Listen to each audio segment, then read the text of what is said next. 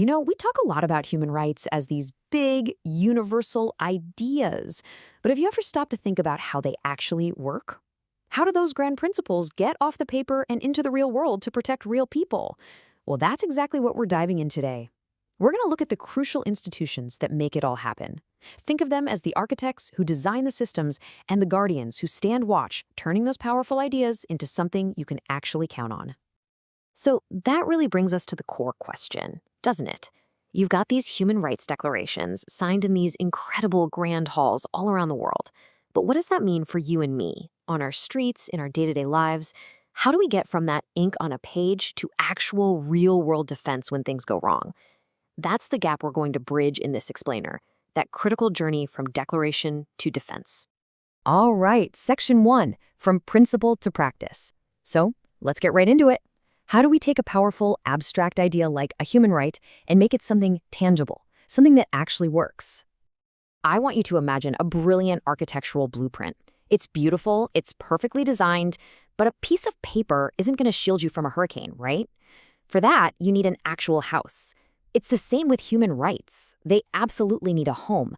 And that's what institutions are. They're the structures, the legal frameworks, the actual buildings and people where rights are not just talked about, but are actively protected and fought for. Without that structure, a right is just a wonderful idea floating in the wind. Okay, so this brings us to the main characters in our story, the key architects and guardians on the ground at the national level. And we're talking about something called National Human Rights Institutions, or NHRIs for short. You'll hear me say that a lot.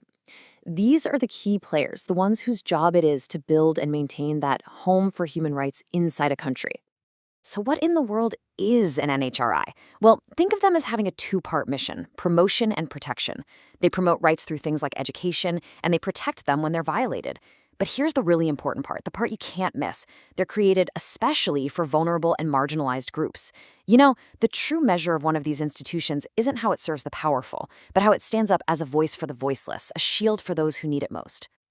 And hey, don't just take my word for it. This isn't some term we just cooked up. As you can see right here, from the source material itself, this is a real, formally established concept. The definition is spelled out, it's clear, it's precise. This shows you that NHRIs are a totally recognized, essential piece of the global human rights puzzle. They are the official, state-backed organizations created for one specific job, to champion and defend human rights. Okay, to bring this down from the clouds and make it super concrete, let's take a real-world example. Look at the Philippines. Their main NHRI is the Commission on Human Rights, the CHR, which was set up way back in 1987. And what's their main job?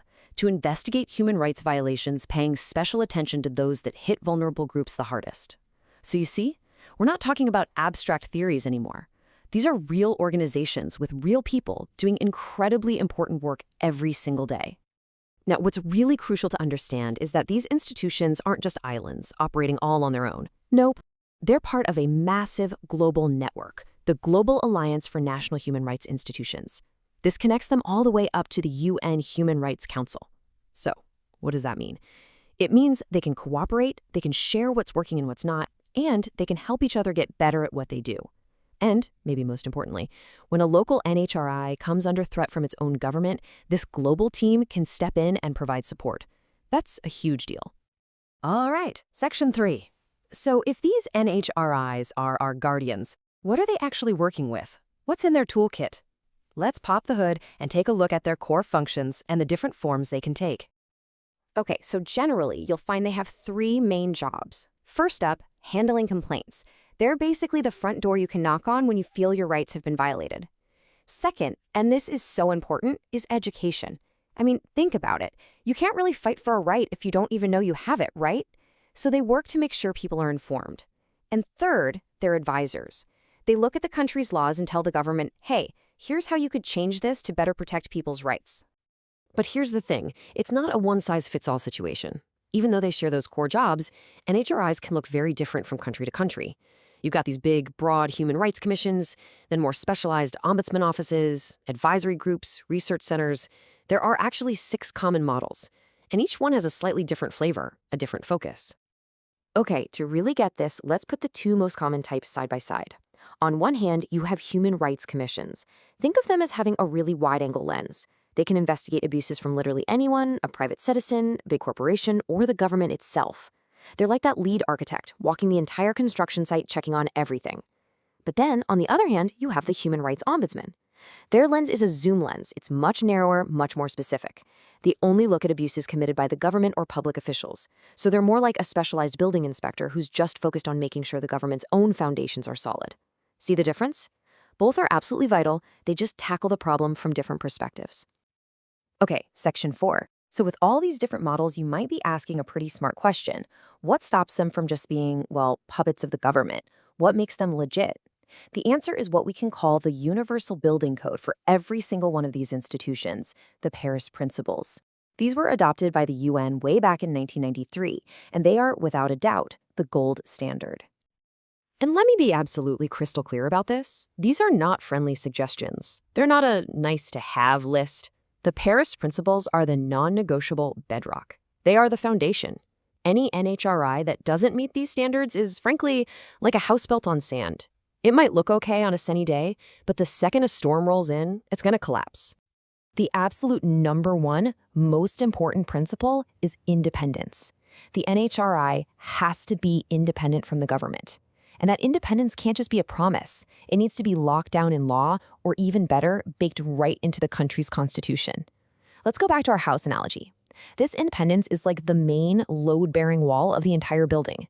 You can't just have the government of the day decide to move it or tear it down whenever they feel like it. Because without that unshakable wall, the whole structure is compromised. It just can't do its job of keeping the state's power in check. Next up, they need a broad mandate. What does that mean? It means the NHRI has to have the power to look at all aspects of human rights. Everything. That includes having the authority to review laws and policies. They have to be that architect who can see the entire national blueprint, not just be told, oh, you can only look at this one small bathroom. Why? So they can't be shut out or sidelined when they start uncovering inconvenient truths. Of course, having a broad mandate is pretty useless if you don't have the teeth to back it up. So they also need adequate powers of investigation. This means they must have the real power to hear complaints, to gather evidence, and then to pass their findings on to authorities who can actually do something about it. Think of this power as the Guardian's high-powered flashlight. It's the tool they use to shine a bright light into those dark corners and demand that someone be held accountable. And finally, this building code gets into the very character and the resources of the institution itself. There are a few key things here. First, it's got to be pluralistic. That just means the people working there, from the top down, should actually reflect the diverse society they're supposed to be serving.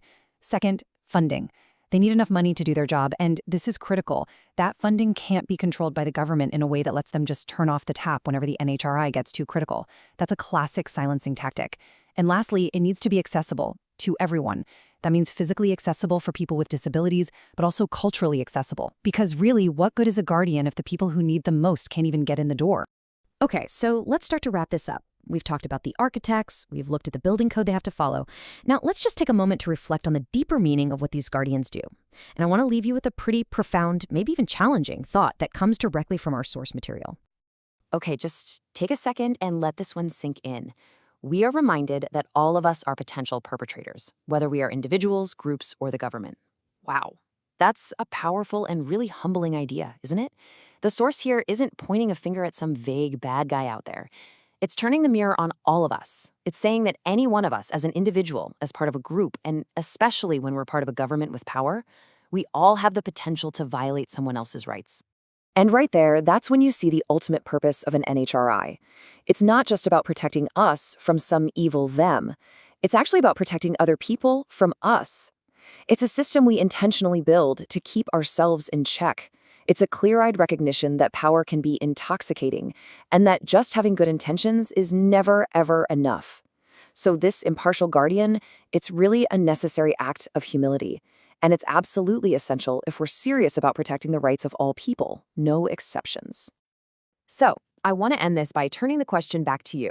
We've established that these institutions are the designated guardians of our rights. But here's the reality, they can't do it alone. They depend on public support to stay independent and to be effective. So, if they are the guardians, what's our role in all this? What's your part to play in empowering them and making sure that Home for Human Rights stays strong?